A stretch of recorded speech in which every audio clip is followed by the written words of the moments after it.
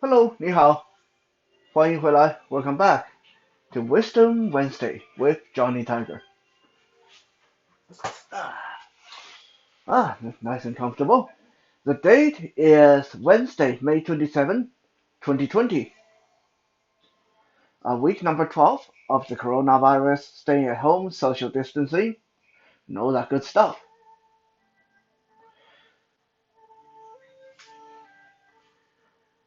Yesterday, a Chinese friend of my girlfriend called her while she was having dinner.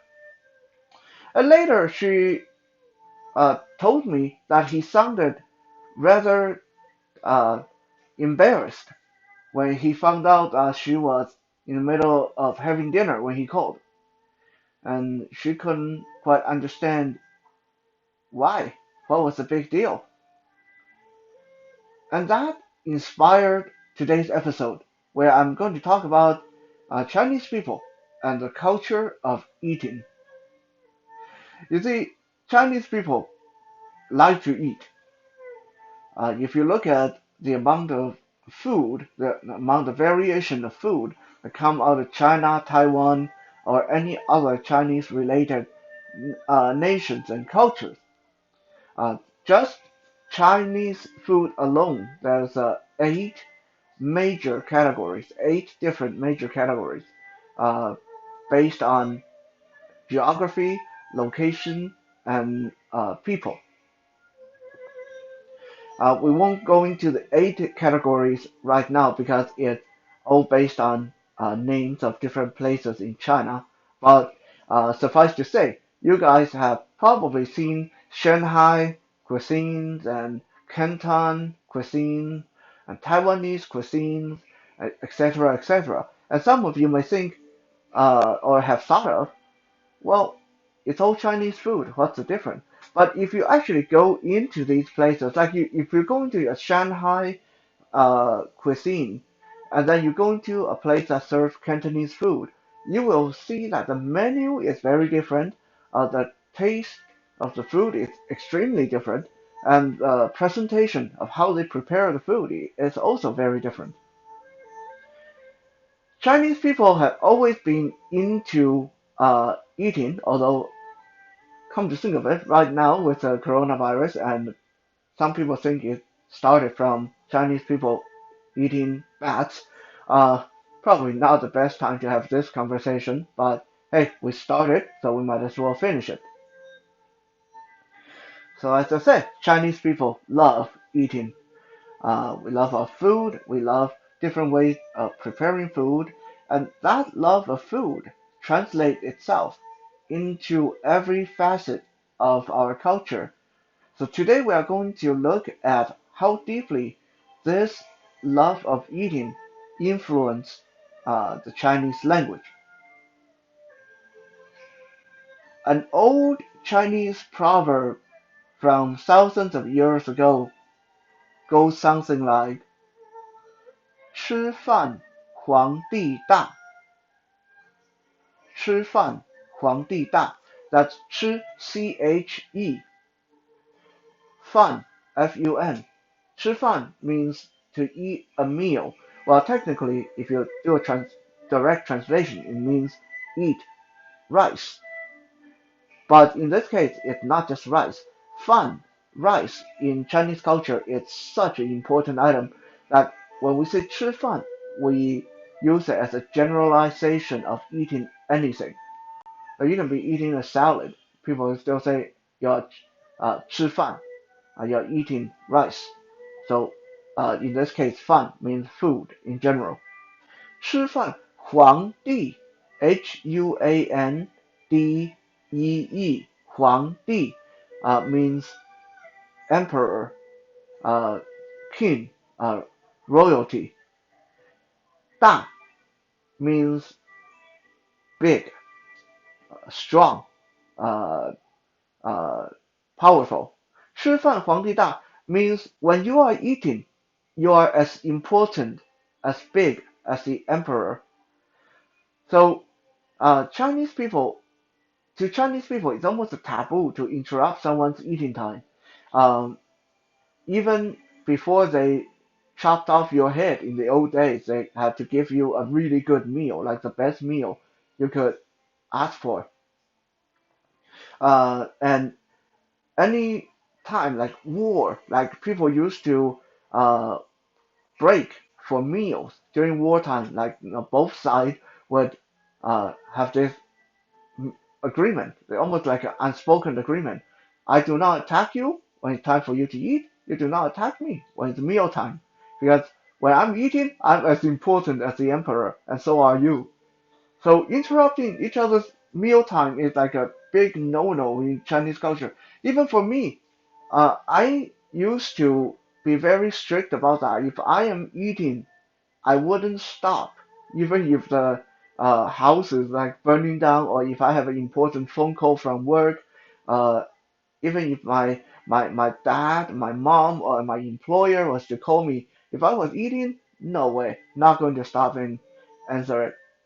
Nowadays, I'm a little bit more relaxed about that, but I still really, really, really don't like it when I get interrupted during mealtime. I think someone should tell the telemarketer that, and maybe they can stop pestering people during supper time or dinner time, right? Hmm, good idea. Anyway, so 吃饭皇帝大.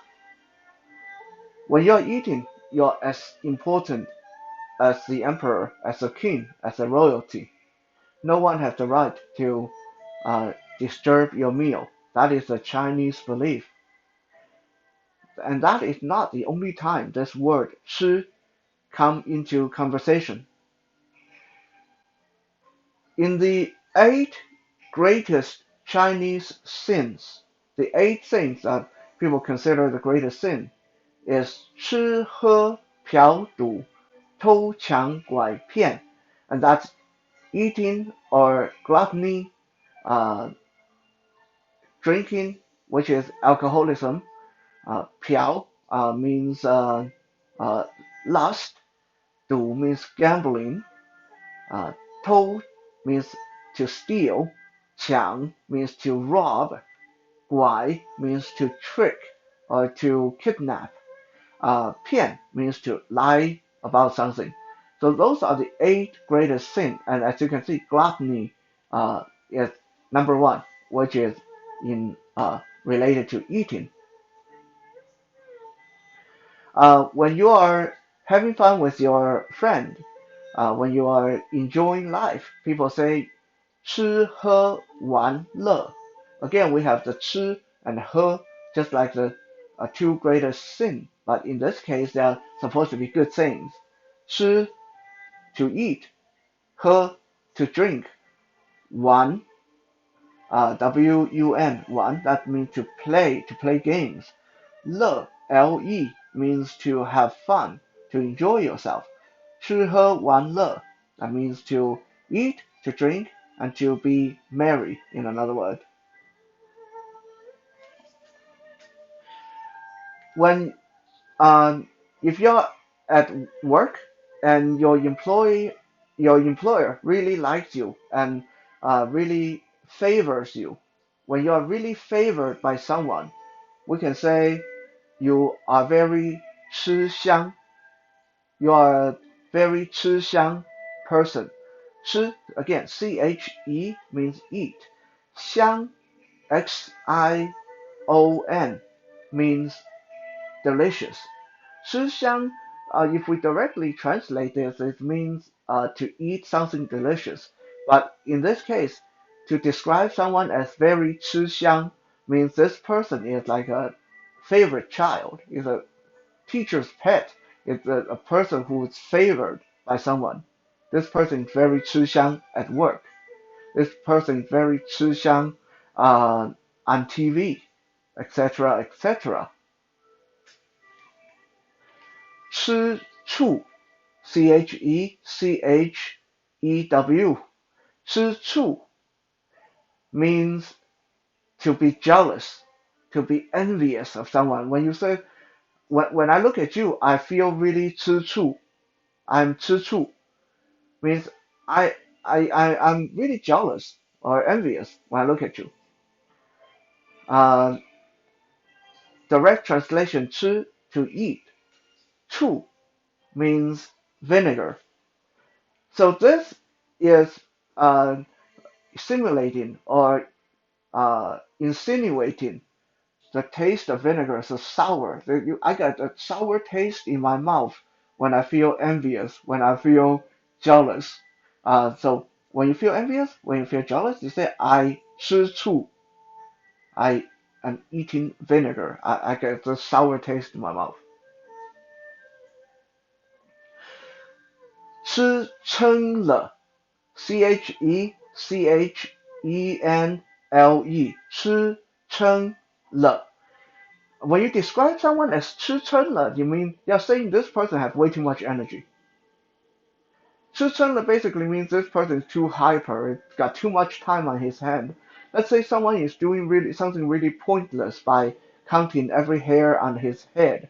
I may say, God, Tom is 吃撑了. Tom has way too much time on his hand, way too much energy, doing something pointless. Uh, direct translation 吃 eat. 撑了 means too much, full, stuffed. So you ate too much, you have too much energy, you got too much time on your hand. 吃撑了 is how Chinese people describe someone who is doing something pointless or someone who got too much energy. 吃亏 CHEQUAY 吃亏 means to take a disadvantage, to be disadvantaged, to be taken advantage of. When someone is taking advantage of uh, my girlfriend, I may tell her 你吃亏了. You just they just took you for a fool. They just took advantage of you. Direct translation 吃亏 means to eat a loss. 亏 means to lose something, to uh, be broken, to be disadvantaged. So 吃亏 means to eat a loss. You just ate a loss. You just got taken advantage of. You just got taken for a ride. 你吃亏了. 你 and means you. 吃亏了 means just got taken advantage of. Now, I can go on all night. There's hundreds, literally hundreds of Chinese phrases that start with the word 吃, eat. And they all describe different circumstances, different feeling, etc., etc. But I think by now you guys get the point. This is how big the word eat and the act of eating is to Chinese people. The act of 吃 or 吃饭 is an intrinsic part of the Chinese culture. So next time, don't be too surprised if some Chinese person uh, unknowingly disturb you at dinner time and they appear to be uh, extra apologetic, and or if you disturb a Chinese person at mealtime and they come across as being really rude, that's why. Thank you for checking out today's Wisdom Wednesday. For now, stay safe, stay strong. We'll be back tomorrow for Toys Thursday. Have a good night.